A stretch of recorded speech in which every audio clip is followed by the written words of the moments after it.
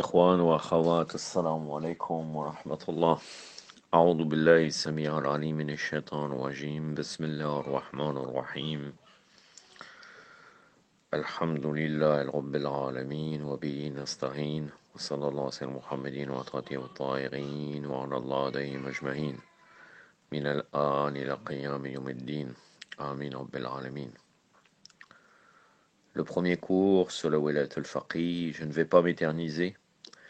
Je vois que normalement, je pense que grand maximum, il y aura 5 cours, Inch'Allah. Il faut définir avant tout cela, quelle va être la méthode. Pour vous donner un petit rappel, j'avais dit, et ça vous retrouverez ça si vous méditez un peu, partout, dans différents domaines, dans le monde du chiisme actuel.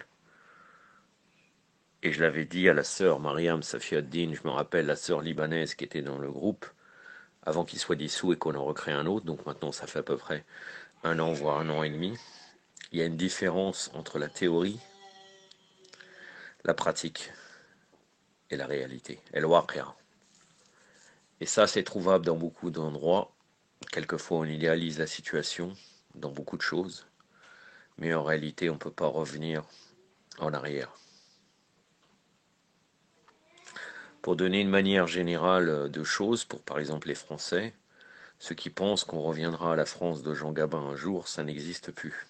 L'afflux massif d'émigrés et de migrants fait que ça n'existera plus. Pour donner une branche internationale à cela, celui qui pense qu'en Israël, ou bien l'entité sécessionniste, Kayan Sayoni, un jour les Palestiniens auraient la victoire et qu'ils vont foutre les Juifs à la mer, ça n'existe pas. Ça n'existe pas, car maintenant il y a eu un afflux massif. Et qu'est-ce qu'on doit faire? Doit-on tous les massacrer? Il est évident que non. Il est évident que non. Et le problème, c'est pour le Maghreb, c'est posé aussi au niveau des Français. Des Français qui étaient en Algérie depuis la colonisation qui avait 130 ans. Il y avait plusieurs jeunes qui étaient nés en Algérie. Bon, ils sont considérés français parce qu'eux étaient vus français. C'est-à-dire que là-bas, ceux qui étaient considérés français et non pas indigènes, c'était les Juifs depuis le décret Crémieux. Et les Français, mais les Français, même si bon, ceux qui ont beaucoup été envoyés en Algérie, c'était des gens d'origine italienne, portugaise, espagnole. Ils sont nés là-bas, ils se considèrent algériens. Ils se considèrent pas algériens, mais bon, de terre d'Algérie. Donc, les avoir dégagés, ça crée une chose qui est complètement erronée, en réalité. C'est-à-dire que l'idéalisme, pourquoi je dis ça? Parce que l'idéalisme nous fait croire que ça se passe comme ça. Mais dans la réalité, c'est autre chose. Et si vous voyez dans le chiisme, il y a énormément de choses qui sont traitées comme cela. L'objectif de ce cours, je vais définir avant en premier lieu qu'est-ce que c'est le wilayat al-faqih. La wilayat al-faqih générale, mais en réalité, je l'ai déjà dit, je ne donnerai qu'une définition. L'objectif de ce cours est de étudier les paroles, en particulier de Sayyid Khomeini et de Khamenei, les remettre dans le contexte, le mettre à quel moment et montrer leurs contradictions avec des faits, avec des dates, puisqu'en fait, certains propos ont été dits dans telle ou telle date, et par la suite, ça a été autre chose. C'est de montrer la contradiction, même dans les mêmes paroles d'une même personne. Normalement, bon, moi je vais commencer par vous citer Mohamed Bakr Saad, je vais expliquer là tout de suite pourquoi. Mais normalement, quelqu'un qui voudrait étudier Wilayat al-Faqih d'une manière exhaustive doit passer obligatoirement par les livres de Ayatollah Mohamed Montazeri, puisque c'est lui qui a théorisé Wilayat al-Faqih. Il a 4 volumes, qui est par la suite a rajouté 2 volumes. Bon, par la suite, après 1989, il a commencé à avoir une position réformiste jusqu'à la fin, où il considérait au départ que le Wali al-Faqih, il avait évolué, devrait être élu par la population, puis par la suite, rejeter totalement le système de Wilayat al-Faqih, qui a été sa position jusqu'à sa mort récente, qui doit dater de 2 ans ou 3 ans à peu près. Bon, bien sûr, il est en résidence surveillée, c'est évident. Pourtant, il était parmi les plus fervents de la Révolution. Hein. Il a été le dauphin. Bon, c'est pas le sujet, on pourra en parler autre chose dans des conversations privées ou dans le groupe une autre fois quand on aura terminé. Toute la manipulation qu'il y a eu par la suite. Avant cela, avant de vous parler de Sayyid Mohammed Bakr Sadr, je voulais vous donner la définition de l'wilaya. Dans le droit musulman, la wilaya désigne de manière générale l'autorité que certaines personnes ont sur d'autres. Par exemple, la wilaya des parents sur les enfants, c'est-à-dire l'autorité. Depuis l'occultation de l'imam Mahdi, certains aspects de l'autorité des imams sur les fidèles ont été transférés au docteur de la loi. Je vous donne l'opinion de général qui est connue dans le monde chiite actuel. Je ne suis pas en train de vous parler de l'idéalisme, comment ça devrait se passer. De toute façon, comme j'ai expliqué dans ma vidéo sur Wilayat al-Faqih, non pas pour répondre aux Harbari, mais pour répondre aux néo-Harbari. Je sais pourquoi je dis ça, ceux qui sont sur les réseaux sociaux savent très bien de quoi je parle. Il est évident que l'ignorant doit revenir un savant. Je ne parle pas du taqlid, je ne suis pas en train de vous parler d'un taqlid strict, mais il est évident qu'on doit aller voir un spécialiste. Hier soir, il y a quelqu'un du groupe, d'une manière privée, m'a commencé à me dire oui, bon, j'ai compris qu'il faut suivre les hadiths et tout, mais mon frère, si tu n'as pas la langue arabe et tu n'as pas le minimum de connaissances dans les choses basiques de la religion, il est évident que tu dois aller voir un spécialiste. C'est tout à fait quelque chose de rationnel. Je ne suis pas en train de vous parler de la religion, je suis pas en train de parler de quelque chose de rationnel et logique. Puisqu'il y a Badiat al-Aqal, ça veut dire dans le Bayt, il y a le fitra et les choses qui sont innées de la raison. Quand on ne connaît pas quelque chose, on va voir quelqu'un. C'est une évidence. Donc de toute façon, si après l'occultation de l'imam on ne transférerait pas au faqih nommément marja, quoi qu'il arrive, en période d'occultation, même en période, même des imams dans différentes régions, il y avait des savants sur lesquels on posait des questions. Vous trouvez des hadiths des imams de l'imam Sa'd entre autres, j'ai oublié, je pourrais donner des noms, où il dit allez voir celui-là pour les questions de halal ou haram, ce qui va dire, ça vient de nous. Ça vient de nous, mais bien sûr, à l'époque, il cite les hadiths de Al-Bayt. Ça, c'est une évidence. Après, on pourrait discuter ce qui doit donner la preuve ou pas actuellement. Ça, c'est un autre sujet qu'on a déjà plus ou moins traité et que Cheikh Mbatou a traité dans le groupe maintes et maintes fois. Donc, même si tu es Arbari, tu dois aller voir un muhaddis. Si tu en as. Sinon, il y a les livres de hadith. Mais c'est pas tu viens, tu prends un hadith et tu fais une fatwa. El Mohem. Donc, les fidèles ont été transférés au docteur de la loi après l'occultation. Autorité qui leur est confiée en raison du fait qu'ils sont les dépositaires et transmetteurs de l'enseignement du prophète et des imams infaillibles et de sa descendance. Donc là, ils seraient censés nous ramener les hadiths de Al-Bayt. Après, il faudrait voir si le faqih fait actuellement. L'étendue de cette autorité a été diversement comprise par les grands marajas. Pour certains, elle se limiterait sur des biens et des personnes qui se trouvent sans wali, sans personne ayant autorité sur eux, par exemple les biens de ceux qui meurent sans aucun héritier ou les orphelins qui n'ont pas le tuteur désigné. Donc la divergence ne part pas sur Wilayat al-Faqih en soi, même si là, dans mes cours, je vous parlais de Wilayat al-Faqih qui concerne la conception qu'ils ont développée en Iran. Le fait de revenir au faqih, la divergence porte sur le pouvoir du faqih. C'est pas sur le fait d'aller voir un faqih. Pour d'autres, donc là, ça serait limité uniquement à les biens de ceux qui sont sans aucun héritier, ou les orphelins. Pour d'autres, par contre, et en particulier pour Sayyid Khomeini, l'autorité du docteur Dalawa, Wilayat al-Faqih est générale. Donc Wilayat Mutlaqa. On va expliquer après les divergences de Wilayat Mutlaqa entre Sayyid Khomeini et Khamenei. C'est différent. Et même différent encore, on va arriver à la pratique réelle, le waqira, qui fait que les disciples ont encore une autre conception qui n'est pas de Sayyid Khomeini ni de Khamenei.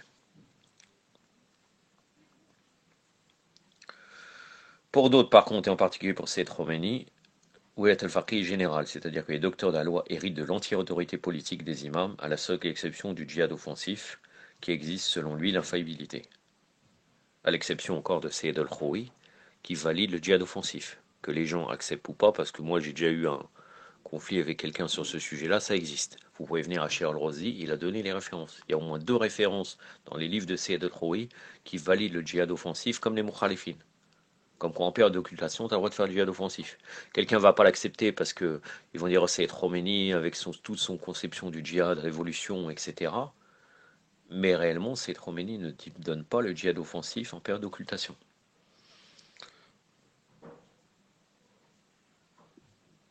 Ils ont donc à charge de faire en sorte qu'ils puissent effectivement exercer cette autorité et de désigner alors celui ou ceux d'entre eux qui devront l'assumer de fait et qui sera alors le wali al-faqih. Il existe par ailleurs d'autres positions généralement intermédiaires entre ces deux. Voilà.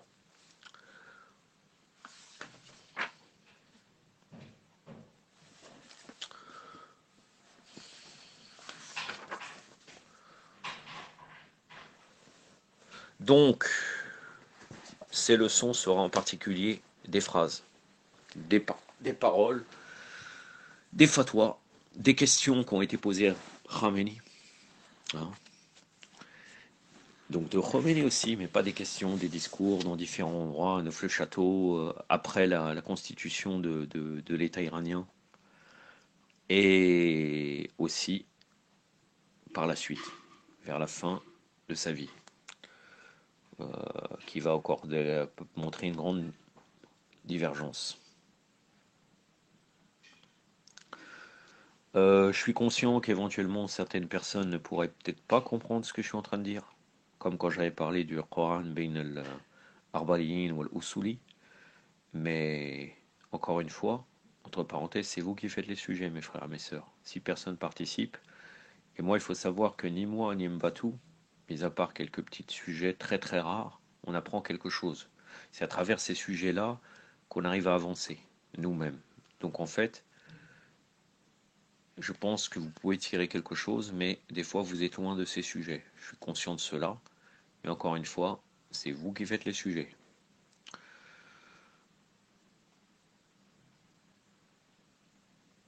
Donc, on verra, là on va voir que c'est Mohamed Baqir Sadr a joué un très grand rôle, même dans la constitution, indirectement, de la constitution iranienne. Vous allez le voir par la suite. On pourrait parler aussi de Cheikh Mohammed Hadi Shamsuddin, de Mohammed Jawad Marnia, qu'ils ont une conception de Wayat al-Faqih, Sayyid Sadek Shirazi, Mohammed Shirazi, pardon, parce que Sayyid Sadek Shirazi ne fait que suivre ce qui a été donné. En réalité, ils sont tous pour faire un État islamique, tous ces gens, avec des divergences. Mais ce qui est intéressant, c'est que la, les seuls qui ont apporté une doctrine qui ferait de l'ombre à l'État iranien et qui vont poser problème par la suite parce qu'à l'intérieur de l'Iran, c'est les Shirazis. C'est pour ça qu'ils sont opprimés, non pas pour leur position de bara, comme certaines personnes pensent. Ils ont des discours sur l'État, les différents organismes, etc. Hein. Vous pourrez revenir entre autres au cours de Sayyid Mortada Shirazi où il a expliqué les différents rôles et organismes de l'État. Et d'autres discours de Sayyid Hossein Shirazi. Et vous comprendrez très bien qu'ils sont en opposition, l'opposition politique religieuse la plus sérieuse. Tous les autres avaient des divergences, et ce qui est très étonnant, c'est qu'ils n'ont jamais été opprimés, car ils se ralliaient à l'État iranien. Mohamed Baqir Sadr, s'il serait encore de son vivant, il était totalement lié et favorable à la constitution de l'État. Mohamed Mehdi Shamsuddin, d'une manière indirecte, même s'il n'était pas d'accord trop avec les Iraniens. Mais bon, il avait là une conception moderne encore de l'islam, chiite. Mohamed Jawad Marnia a aussi développé certaines choses, malgré que bon, je pense qu'il est décédé avant la Révolution, si je ne me trompe pas. Mais tous ces gens ont été novateurs. Ne pensez pas que vous allez retrouver dans Narini et d'autres savants anciens en disant ça a été dit parce que des gens le disent, hein, d'une manière comme ça a été appliqué à l'État iranien, ça n'a rien à voir, hein, de Wiyat Mutlaqa, Par exemple, certaines personnes vont dire que Shir al-Mufid, Shir al-Tusi, Muhaqiq al-Aili dans son livre Shah al-Islam, et Muhaqiq al-Karaki, al-Amil al-Ali, Shahid al-Sani, al-Amili, el-Shahid, el-Shir al-Najafi dans Jawahir. C'est eux qu'ils auraient plus ou moins parlé en premier de la question de Wayat al-Faqih. Hein, ce n'est pas du tout pareil, ça n'a rien à voir. Même à l'époque des Safawides, si vous revenez à ma vidéo, les savants chiites et la collaboration du pouvoir, avec le pouvoir safawide par les... Attendez. Euh, j'ai oublié exactement comment ça s'appelle, mais je crois que c'est la collaboration avec le pouvoir des savants chiites, la collaboration avec les... El Mohem. J'ai une vidéo sur comment les savants safawides ont été... Les savants chiites ont été avec le pouvoir safawide, c'est bien différent de ce qui se passe actuellement. Nous sommes à 15 minutes. Je vais essayer de finir sur Mohamed Baqir Sadr. Mohamed Baqir Sadr, au début des années 70, alors qu'il voulait la marjaïa, hein, on peut dire qu'il voulait, de toute façon, vous savez très bien comment ça se passe. Si vraiment il ne voudrait pas la marjaïa, ces gens-là n'écriraient pas une Risala Armaliya, et il n'y aurait qu'une seule marjaïa. Il a envisagé, Mohamed Baqir Sadr, de réformer l'institution de l'autorité religieuse. Ces propositions se distinguaient par une forte volonté de rationalisation de l'exercice de la fonction religieuse, elles étaient réformistes. À ce titre, il demeure encore dans la lignée d'une tradition dualiste de l'autorité, contrairement à Sayyid Khomeini. Cependant, contrairement à ce que à Sayyid Khomeini, Mohamed Baqir Sadr ne cessa de redéfinir sa pensée politique. Dans Usus al-Islamiyya, les fondements islamiques, composé en 1958, il promut un État élu sur la base de la consultation, Ash-Shura. Au milieu des années 70, alors qu'il se préparait à la marjéa, il énonça dans ses traités pratiques de fiqh, Minaj al-Salihin, la règle des justes et le fatawa al-wadiha, les fatwas bien définis, l'idée sur laquelle les juristes étaient désignés pour exercer une wilaya générale, wilayat mutlaqa. Quelques années plus tard, la révolution menée en Iran suscita un vibrant enthousiasme chez lui. Il rallia le projet novateur de Sayyid Khomeini. Avant même que l'État islamique ne fût proclamé, Mohamed Baqir Sadr élabora une théorie politique et économique complète. Dans l'islam, Yaqudul Ayat, l'islam dirige la vie, qui existe en français. Hein. Cet ouvrage est constitué de 6 livres, dans lequel l'auteur définit successivement un projet de constitution de la République islamique iranienne, un aperçu d'ensemble, puis une proposition plus développée sur l'économie islamique, les fondements théologiques de l'État islamique, le sens historique de l'établissement d'un tel État, enfin les bases d'un système bancaire islamique. La théorie de Mohamed Baqir Sadr est novateur, puisque lui, il reconnaît l'originalité que représente l'exercice de la wilaya par un être faillible. C'est-à-dire, il dit que c'est quelque chose d'original. Il s'efforce de déceler le principe d'une continuité dans la succession des figures d'autorité. Donc, Allah, le prophète, les imams, puis après le marjaïa. Conception totalement qui vient totalement de l'usulisme, pur et dur. L'État iranien est une conséquence des déviations des usulites depuis Shir al-Mufid, en réalité. Et en particulier à partir des États comme l'État safawide, où ils sont attribués certains pouvoirs qui étaient liés aux imams, entre autres la conception de Naïb l'Aram. Ça veut dire comme quoi les marjas, les docteurs de la loi, sont les représentants généraux de l'imam Mahdi. Alors qu'avant, il n'y avait que les représentants particuliers qui étaient les ambassadeurs de l'imam en sa période d'occultation, ou ceux qui sont nommés directement par l'imam infaillible.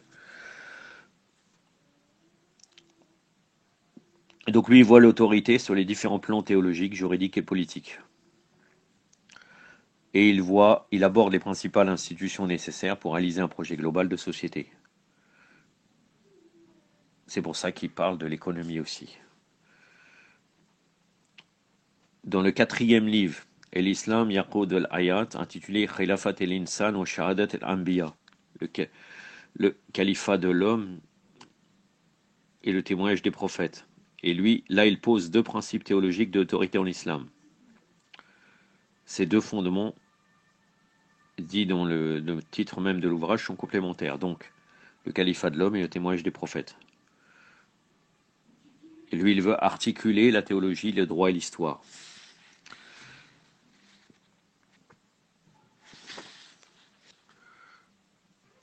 Donc, il s'attache à prouver la nécessité d'établir un gouvernement islamique et son corollaire, la dévolution de l'autorité politique aux juristes, aux faqih.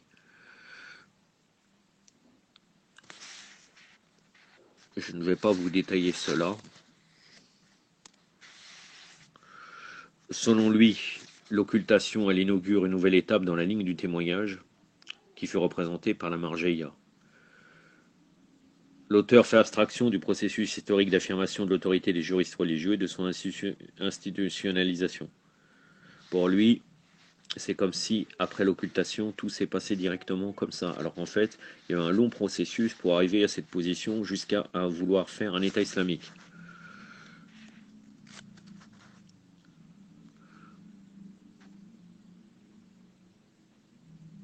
Pour lui, le marja, c'est le gardien de la loi islamique et de la révélation.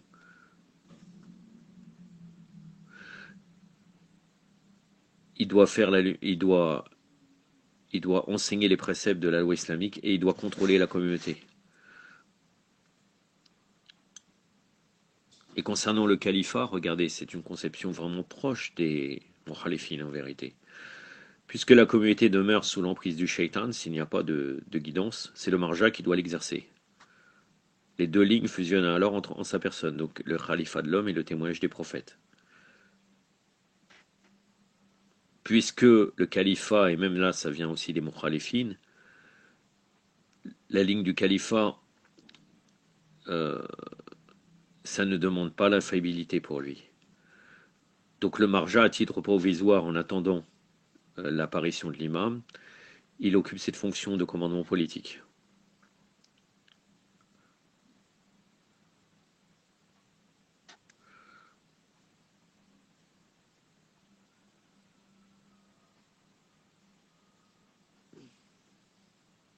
Donc il dit, on sait ainsi que le rôle du marja en tant que témoin pour la communauté est un rôle divin auquel il ne peut renoncer, tandis que son rôle dans le cadre de califat général de l'homme sur la terre est un rôle humain, social, qui tire sa valeur et sa profondeur de la présence de la personne dans la communauté et de la confiance que cette dernière éprouve envers son commandement social et politique.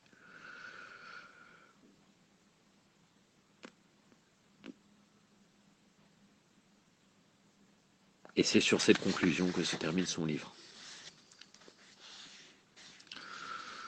Le premier livre de l'Islam Yaqud al-Ayat, c'est une ébauche de constitution pour la République islamique en devenir, intitulée Lamha fiqhiyya tamhidiyya al-mashhur Dustur al-Jumhuriyya al-Islamiyya fil Iran, note préparatoire de droit islamique sur le projet de constitution de République islamique en Iran. Ce petit livre a été achevé le 4 février 1979, avant même la victoire définitive de la Révolution. Il constitue la réponse de Mohammed Baqir Sadr à une lettre que lui adressèrent des ulama libanais. Et il lui demandait, ces ulama libanais, des éclaircissements juridiques sur le projet de République islamique porté par Sayyid Khomeini. Sensible à l'intérêt manifesté par les ulama pour la thèse bénie, d'après lui, de Sayyid Khomeini, il perçut celle-ci comme le signe d'un changement historique majeur pour la communauté chiite et pour l'islam en général. Et donc il a répondu à cela.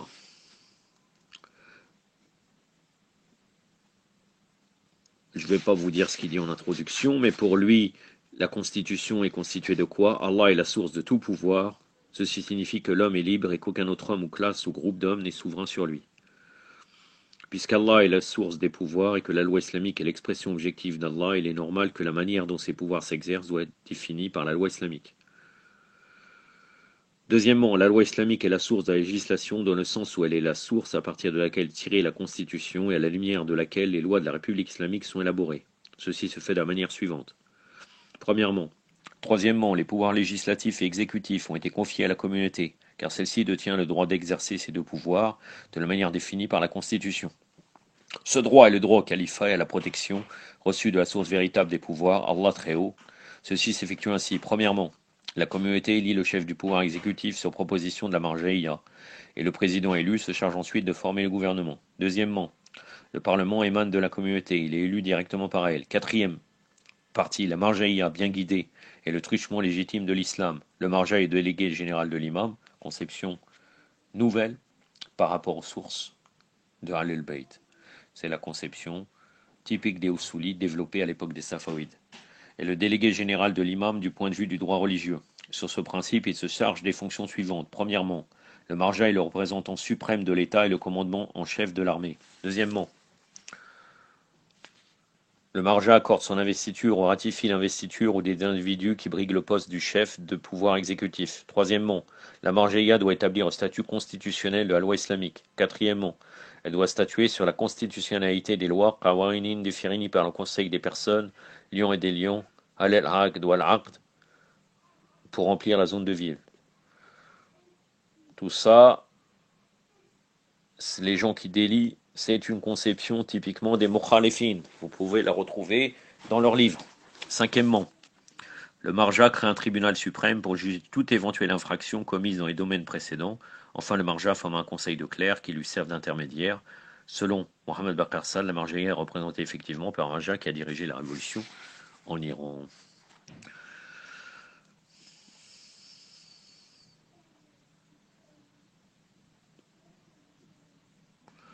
Dans la fin de son livre, il dit la personne n'a à l'origine de l'wilaya sinon Allah. La délégation générale appartient au mujtahid absolu, juste et compétent, qui représente l'imam conformément à la parole du dernier imam.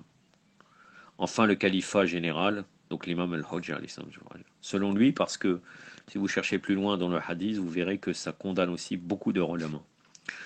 Enfin, le califat général appartient à la communauté sur la base de la Constitution. L'auteur récuse explicitement les théories de l'état de droit divin et du contrat social en affirmant que l'État est un phénomène prophétique qui a commencé à une période déterminée de la vie de l'humanité. Subhanallah. Mais il n'estime pas opportun de préciser en détail l'organisation des pouvoirs dans l'État islamique. Donc il a fait. En tout cas, il est évident qu'il y a un lien de filiation, même si ce n'est pas prouvé, entre ce qu'a dit Mohamed Bakr Saad en février 79 et le texte de la constitution iranienne, élaboré par l'Assemblée des experts entre août et novembre 79. La parenté des deux systèmes institutionnels est incontestable.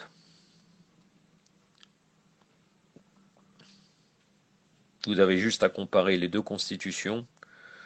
Par exemple, les deux textes affirment que la loi islamique est la source de la législation, mais le champ d'application du pouvoir législatif n'est pas le même.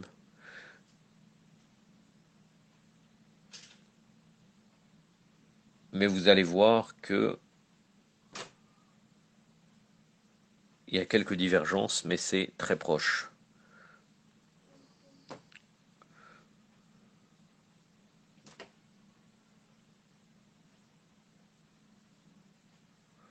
Par exemple, Mohamed Bakrassa nous dit que le marja est délégué général de l'imam et la constitution iranienne dispose, durant l'absence de l'imam du temps, Aïssa Farajah, il sera représenté dans la République islamique d'Iran en tant que guide et imam du peuple par un juriste religieux honnête, vertueux, bien informé, courageux, administrateur efficace qui jouera de la confiance de la majorité du peuple. L'article 5 de la constitution iranienne.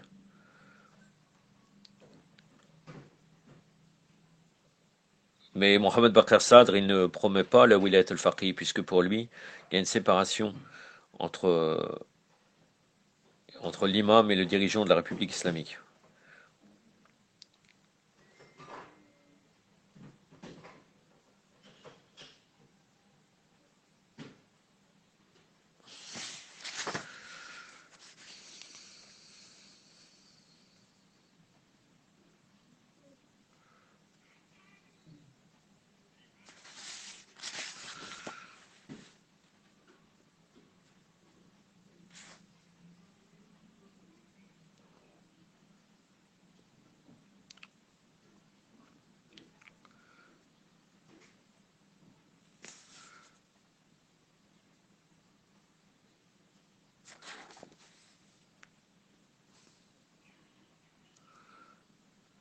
J'essaye de voir si j'ai d'autres choses. Non, je vais m'arrêter là. Je vais terminer par vous citer une parole. de Mohamed Baqir Sadr. Et la prochaine fois, je serai dans les paroles de Sayyid Khomeini sur Waylat al-Faqih. On va analyser cela, Inch'Allah. Allahumma salli ala Muhammad wa ali. Donc, Mohamed Baqir Sadr nous dit, le prophète et l'imam sont nommés désignement par Allah le Très-Haut. Quand l'autorité de référence marja, il est désigné par ses qualités. Ce qui veut dire que l'islam a défini les conditions générales de l'autorité de référence tout en laissant le soin à la communauté elle-même de nommer et de s'assurer de l'application des conditions. De ce fait, l'autorité de référence est en tant que ligne à suivre une décision divine. En tant que matérialisation chez un individu précis, une décision de la communauté. L'individu s'est attaché au prophète par un lien religieux et s'est adressé à lui comme autorité de référence pour en recevoir par son intermédiaire les jugements divins, ce qui rend le musulman, autrement dit soumis et obéissant au prophète. Et de la même manière, sa relation avec l'imam fait de lui un mu'min, fidèle à l'imam, un croyant. Et sa liaison avec l'autorité de référence également, de la même manière, fait de lui un muqalled, imitateur de l'autorité de référence. C'est dans son livre Khilaf al-Insan wa Shahadat al-Anbiya, page 26. Ce que je veux vous dire par rapport à ça, c'est que c'est une extension du verset coranique Ya ayyuhalladhina amanu atirullah wa atiru rasul. Non, atirullah. Atiru rasul wa li'am minkum, c'est-à-dire obéissez à Allah, ô les croyants, obéissez à Allah, obéissez au prophète et à ceux qui détiennent le commandement. Ceux qui détiennent le commandement, c'est les imams, alayhi salam. Mais d'après leur interprétation, comme ils sont occultés, ceux qui détiennent le commandement, c'est les savants. Rajib. J'en ai terminé là, je pense que j'ai été clair. Je pense que s'il y a des questions, il faut les poser par la suite. Si vous voulez commenter ce qui a été dit là, il n'y a aucun problème. Mais ne rentrez pas dans des sujets que par la suite je vais traiter. Restez dans les paroles qui ont été dites là. Si vous voulez commenter, barakallahu fik. Wassalamu alaikum wa rahmatullah.